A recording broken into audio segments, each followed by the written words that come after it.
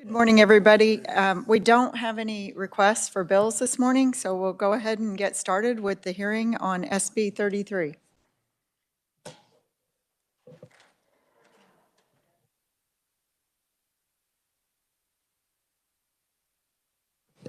Thank you, Amelia.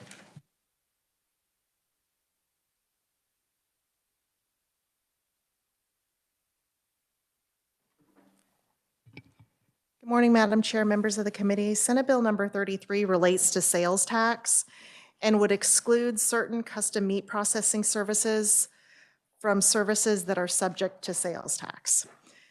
Currently, KSA 793603 imposes the retailer sales tax on the gross receipts from sales of tangible personal property and certain enumerated services. Subsection Q of the statute imposes the sales tax on gross receipts received for the service of repairing, servicing, altering, or maintaining tangible personal property. And this particular bill would amend that subsection, and you can find the language beginning at the bottom of page 5, would provide an exclusion that would provide that the sales tax shall not be imposed upon the services of slaughtering, butchering, custom cutting, dressing, processing, and packaging of an animal for human consumption when the animal is delivered or furnished by a customer that owns the animal and such meat or poultry is for use or consumption by such customer. And the bill would take effect from and after publication in the statute book. And for your information, you may recall, you saw this language possibly last year if you were here.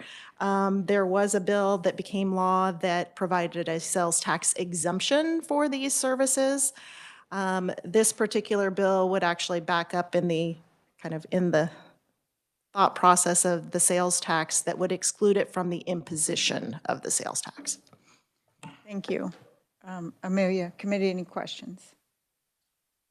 Senator Clem. Thank you, Madam Chair. So I have a cow. It's going to go through the process of being slaughtered. We're saying that process isn't taxable. I know, right? So and then at what point is it taxable? Once it becomes food? Say I'm going to buy a animal from a slaughterhouse, do I pay sales tax on that at all? Ever? I guess we just had a bill where we wouldn't pay it on state, but can you educate me a little bit? So, and I'll let you go ahead, but I do know this is an interesting situation. There's two services in the state of Kansas, and the department can correct me. One of them is dry cleaning, and the other service was meat processing for custom meat processing, that you pay sales tax on that service. Amelia? Madam Chair, okay, so this does get a little complex. There's some nuance to the fact patterns in the language of the statute. So let's start with, okay, so your scenario where you would possibly buy a cow from a meat processor. My understanding of that transaction is you are purchasing tangible personal property, and that is a taxable purchase of tangible personal property. That's not what we're talking about here.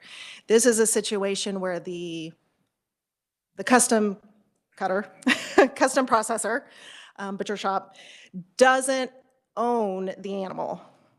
The person who brings it in owns the animal. So they brought the animal in to be processed, and then they were going to and then they pay for the surface of that processing, and then they take it home for their own personal consumption. Thank you. That's right. That's what would be excluded from the sales tax. Very good. Okay. So Amelia, this may be a question for the department.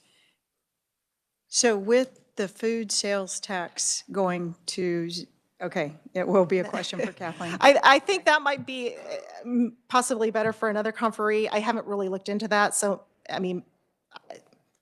Okay. The department's not testifying. Oh, okay.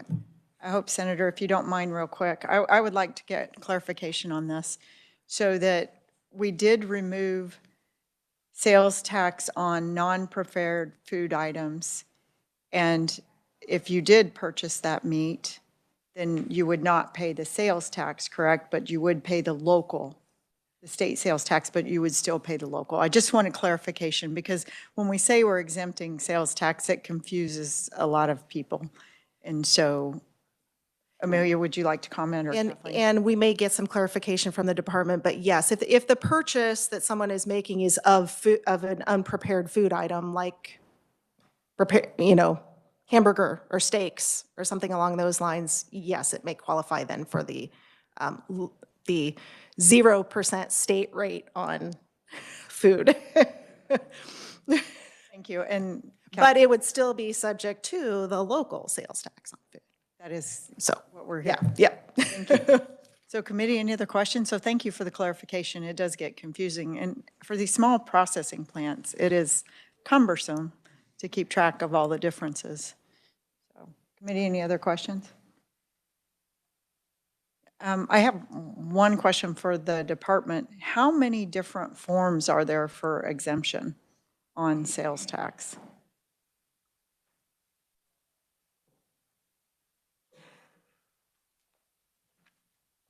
Madam Chair, members of the committee, Kathleen Smith with the Department of Revenue.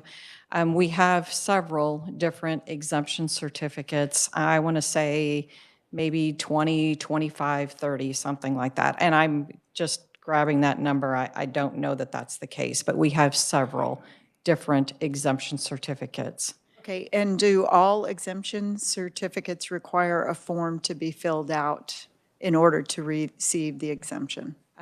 There are some exemptions in 3606 that do not require an exemption certificate. Okay. Okay, could we get a list of those, which Yes. require and which don't? Yes. Thank you. Thanks, Kathleen. That's helpful. Okay. Any other questions for Amelia? Senator Starnes.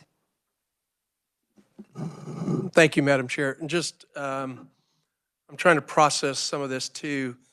Okay, we came from ag and we speak about the amounts of food that's being exported. So, and I don't know anything with taxation on that. Is it leaves or how, or is that completely out of our control? Just for clarification, I don't know how this then maybe would affect that. I don't know. So if I may, this is custom packers only, and I think you're talking about large packers that would ship overseas most likely, or out of state. Yeah, I think so. But there may be some custom packers that sell their product to, and then it's exported. I don't know. I'm just asking the questions. It's a good question. Thank you. Madam Chair, just as a little clarification, again, the proposal here in this bill is relating to a situation where the processor does not own the animal. So, and the ownership doesn't transfer between anyone. The animal itself is the owner of the animal is the person who brought it in to be processed, and that's the person who's taking it then home to use it. The situation you have where there may be processors who are processing meat for the meat for sale, then that's not really that may not be a transaction of the service of providing processing. It may be more a sale of tangible personal property. And we also have to think about there is an exemption, I can't remember the number, for purchasers who are purchasing products for resale. So grocers, things like that, who are purchasing, their cereal and their ground beef for sale to the public, they're exempt from sales tax. And I believe they might have a certificate or that they have to fill out to do that. But that's a different exemption than what we're talking about here. Any other question? Okay. Okay, thank you. Senator Peterson. Yeah, just to clarify that on page 6, line 3, it says that this is only for such meat or poultry is for use or consumption by the customer. So that it has to be the customer that's actually having it processed, correct? Yes, Madam Chair, that is correct. Thank you.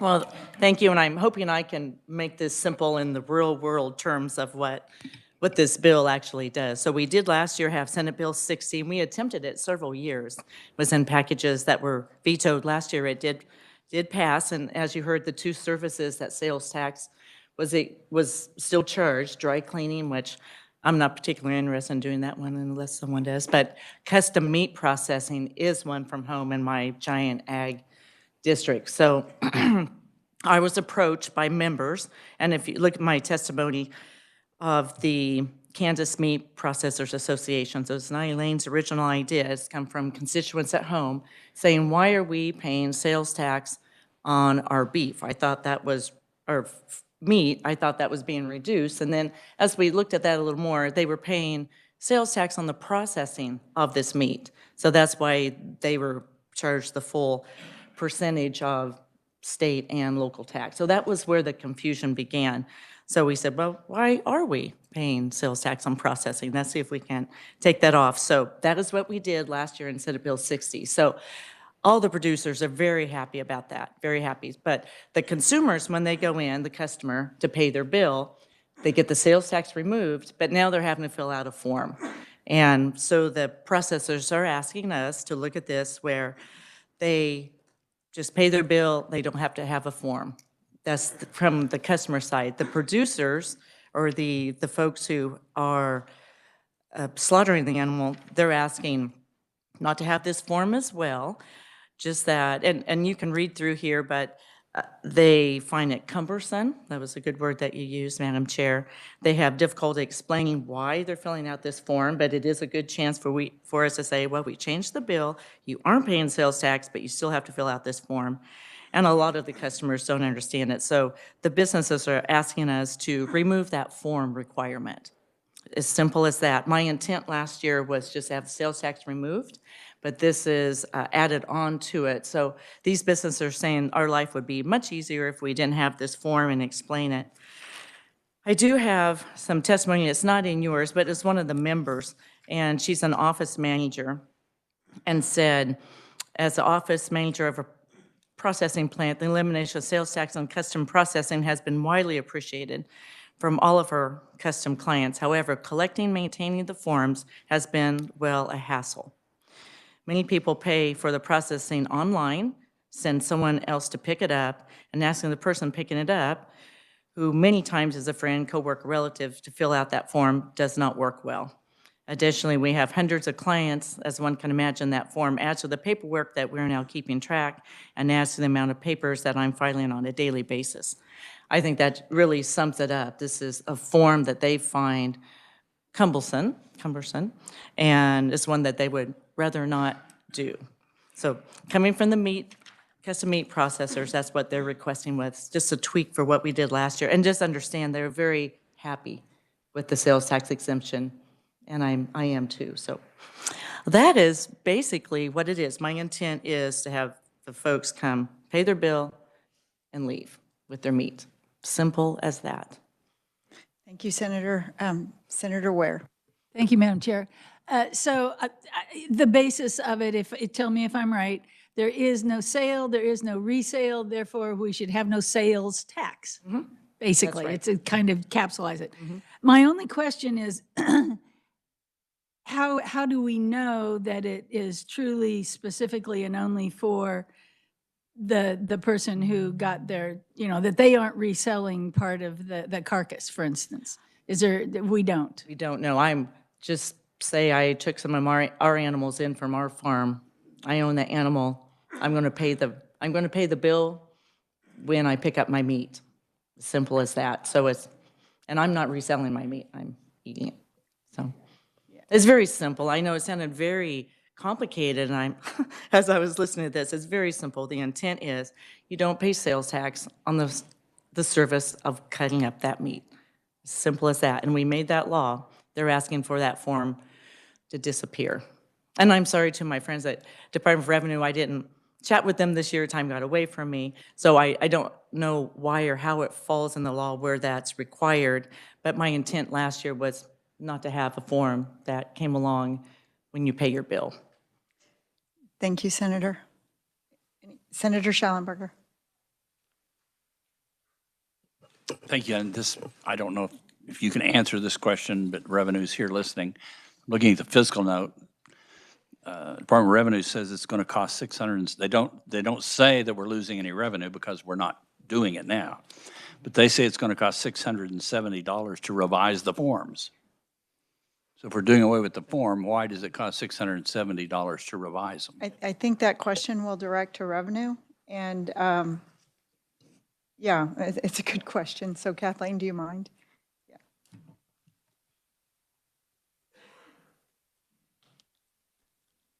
Madam Chair, members of the committee, what we will need to do is change our publications, because in our publications, we are saying that an exemption certificate is required. The exemption certificate is published, so we'll have to take that out of all of our publications. Any other questions? Senator Peck. Thank you, Madam Chairman. This would be for Senator Bowers. Sorry, I'm struggling with the new Bowser and senator. Bowers, yes. Are you aware of other states do this? No, I don't have an idea.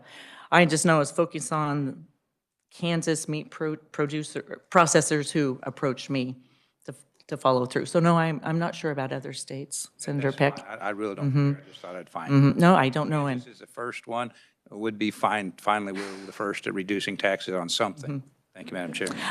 I do know when the people come pick up in Concordia, and I have written testimony in your packet from one of my fellows who showed me the form, and I said, well, I understand, but still the savings of tax is really important, and I know the customer is miffed at having to fill out paperwork, but I said it is a good thing you're not paying sales tax. So we have talked about that an awful lot. They just rather not keep the form on file. They'd rather not try to explain it to the customer.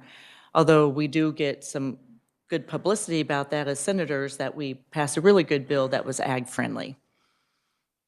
And business-friendly, too, if we just tweak it a little bit now. Well, I want to thank you for your efforts on this. I know many of her constituents have actually contacted me and thanked me for Senator Bowers' work, so very much appreciated. Yeah, thank you. Well, thank you. And I do have another question for the department. I just want to get clarification on this. Is the existing language in the bill, would that clarify the fact that we do not need forms or certificates to be filled out by the customers that are qualifying for this sales tax? Madam Chair, members of the committee, Kathleen Smith with the Department of Revenue, that would be the intent. Yes, we will not be able to differentiate between a sale to the consumer who's going to use that meat versus someone who's going to resell that meat. But that is the, based upon what we know and what we have in the bill, that is the way that we would proceed, yes. Thank you. And I'll just fill in a little bit. Most of these mom and pop shops, they know their customers. They know which ones are going to resell. They know which ones are going to, or use it for themselves and if you're in a custom plant, a custom cutting plant, it literally says on the meat, custom, not for resale. So, not the same, yeah. Any other questions, committee, for the department or Senator Bowers? Senator Klemp. Thank you, Madam Chair. It's more of a curiosity question. Is there a penalty if they get caught reselling it? Yes. Kathleen, would you mind? Madam Chair, yes, what the exemption certificate did was protect the retailer in showing that the sale was exempt from tax. So that's what we were trying to do, is protect the retailer. And if we were to go out and audit and find that an exemption certificate had not been completed or that a sale was made that was not truly exempt, then yes, penalties and interest would apply. Thank you. Yeah, it was interesting. I went in for Christmas, I go to a local locker plant and buy summer sausage and stuff for gifts. And there was a stack of papers sitting over by the register, and I was like, what are those? And they said, oh, that's the forms that our customers have signed just for this month. I mean, it was a big stack. And they were like, can you get rid of it? And I said, Senator Bowers is working on that. So, committee, any other questions? Seeing none, thank you. Thank you. Committee, we have written testimony by Jill O'Connor and Ryan Swenson. And then opponent testimony from Tanner Temple, Americans for Prosperity. Neutral testimony, we don't have any. Is there anybody else that would like to testify on the bill? Seeing none, we'll close the hearing on SB 548. And committee, I hope we can work this next week. I'll let it lay over because there were enough questions. So maybe Tuesday. Committee, it's a light day today. We're going to catch up next week on the presentation from that we missed on Wednesday. Bob Keck will be with us, and Amelia on property tax. And then we'll be getting, hopefully, a couple other presentations and then a couple of hearings next week. Is there any other business to be brought before the committee? Committee, I want to thank you again for your work yesterday and for today, and I hope you have a great weekend. Thank you.